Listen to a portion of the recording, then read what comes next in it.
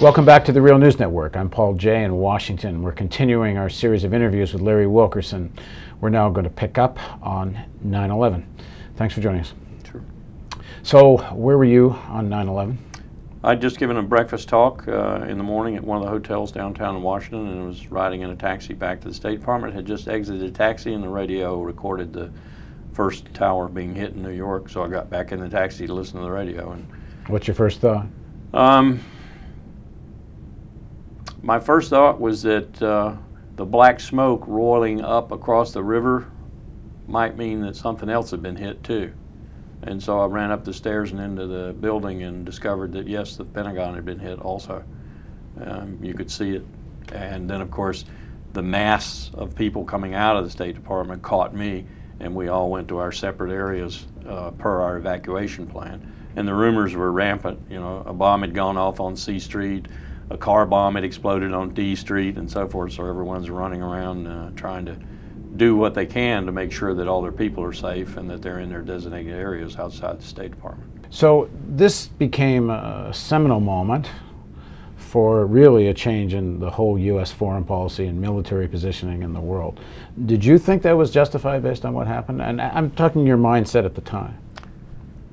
I thought we needed to do something about Afghanistan, and I thought we needed to do it forthwith. What that something should be would probably be to take out Al-Qaeda. How we did it with the CIA, with Special Operating Forces, or with the military was up to other people above my pay grade to decide. I also thought that what Colin Powell had developed, as I recall on the 12th of September, I say Colin Powell, his staff developed, to give to the president was a pretty good strategy. And it was a strategy to essentially enlist all the countries in the world that we had dealings with in one way or another in order to assist in dealing with this problem called terrorism with a global reach. We weren't calling it the global war on terror at that time. It was terrorism with a global reach, meaning terrorist groups that had the capability and the intent of reaching out across borders and striking people, including us and our allies. And this was everything from political support to troops in whatever struggle might result. And this was briefed to President Bush, and he accepted it. This was the strategy. And with each country and each ingredient or ingredients that that country offered, whether it was overflight rights, political support, soldiers, or whatever, was a diplomacy.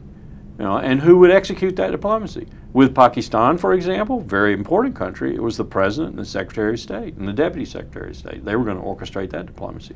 With some other country that might provide only political support in the UN or wherever, it would be our ambassador in that country who would ask for that support and coordinate the support. So this was the strategy.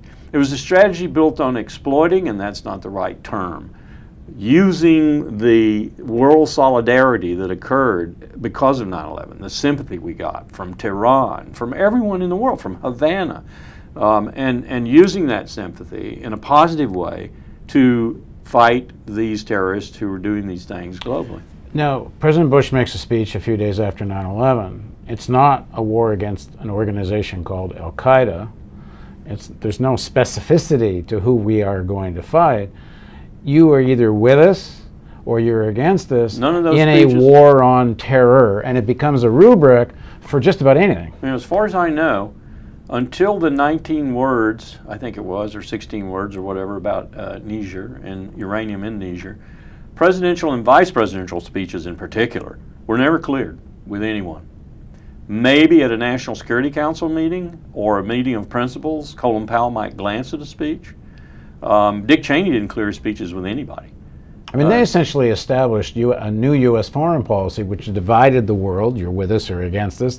Join the war on terror or you're our enemy. We will strike you as if you are the enemy. And an interesting thing about that is, as I came to find out later, and this is a fascinating point to be researched by a scholar in the future, a lot of that rhetoric came from speechwriters like Michael Gerson and others.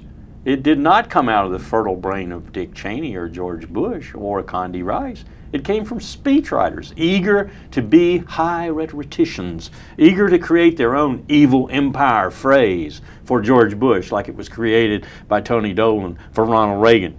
And this sort of thing gets out of hand when you don't have people who are sane, pragmatic, and sober reading these speeches in the bureaucracy, in the cabinet departments, and in the agencies and so forth. And that wasn't happening. But, so it did play into what Cheney and group wanted to do. I think Cheney's not the most eloquent person on the face of the earth. If you've ever seen him give a speech, you know that. He used talking points that were developed from him, and yes, these talking points were developed from these sort of people. And they were developed from the kind of things that Douglas Feith was doing over in the Pentagon in his special plans office, where he was developing these talking points about Iraq and so forth. And so when you hear this, and then you start to see that in this new administration you've just joined, the foreign policy and a lot of other things are being run by the Vice President Cheney. What does this do to Larry Wilkerson? This becomes very scary. We're looking at a constant barrage of speechifying coming from the Vice President, from the National Security Advisor. We're looking at a constant barrage of unilateral actions that our boss, Colin Powell, is having to ameliorate in some way. We had a phrase already. By the end of 2002, we were saying Colin Powell's job is to clean the dog crap off the Oval Office carpets because there was so much dog crap. We had a German chancellor that wouldn't even speak to the President of the United States. We had a situation in Europe in general that was fractious at best because the transatlantic relationship was frayed mightily, not just by Kyoto and the unilateral rejection of that, which I think everybody expected, but by the fact that we came out and essentially said the anti-ballistic missile treaty is dead, and we're going to build ballistic missile defense and spend $60 billion to do it. And didn't talk to anybody, didn't consult anybody, didn't talk to Moscow. This scared the bejesus out of our European allies. And how long after 9/11 do you become aware that the Bush-Cheney objective is not even so much about Iraq? They didn't seem all that interested even in capturing bin Laden or killing bin Laden. The direction is Baghdad and Iraq. I think that became very clear to me after we got UN Security Council Resolution 1441, 15-0 vote in the UN Security Council in November of 2002. And I realized in all the euphoria over that, my boss was elated. You know, this was a historic victory. We got a 15-0 vote in the UN Security Council. In all that euphoria, I kind of pricked it for myself, and I looked at it and I said, I think we're going to war. Greg Thielman, I believe, had the file about proliferation of weapons of mass destruction, and reported to John Bolton, who then, I assume, reported to Powell. Yes. Mm-hmm. Thielman told me directly that when Bolton took over, Thielman comes in for the security briefing, and Bolton says to Thielman, so where are the weapons of mass destruction in Iraq? And Thielman says, well, we don't think there are any. And Bolton says, oh, well, come back next week and tell me where the weapons are. So apparently, Thielman told me this over a breakfast, that he did this 3 times. And after the 3rd time, and Bolton said, well, we won't be requiring your participation anymore in these security briefings, to the guy who's in charge of collecting the intelligence. And that's within the State Department. Now, did that Thielman's opinion reach you? Did it reach Powell? Did you guys know your own guy was saying nothing was there? Carl Ford gave Colin Powell his best shot. Carl Ford was one of 16 entities in the United States, very expensive at that time, about $60 billion intelligence apparatus. One of 16. Carl Ford and I and our state dissented on an active nuclear weapons program. They did not dissent on chemicals and biologicals.